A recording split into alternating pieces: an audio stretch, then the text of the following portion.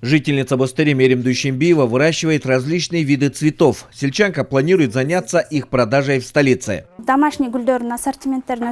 Большинство цветов выращено в домашних условиях. Мы можем вырастить любой цветок по желанию клиента. Здесь и однолетние сорта, такие как петуния, тагетец, флакстор и другие. У нас закупали ежегодно из Чуйской области и Бишкека. В этом году спрос упал.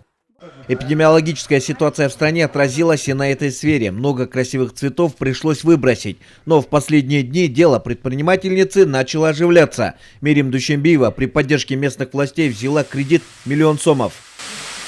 В результате мы расширили свое дело, построили новую, более просторную теплицу. Вот надеемся, что дело пойдет. Сейчас у меня работает семья, для них тоже поддержка немалая. Работа у нас идет и в зимний период. В селе Тамче, которое много лет облюбовали ценители летнего отдыха, построена новая теплица. Собранный в ней урожай уже на прилавках магазинов. Телек Самаков, как и полагается, начал свое дело с проекта. Его рвения были оценены донорами. По его словам, для жителей региона новое направление наряду с туризмом станет дополнительным доходом.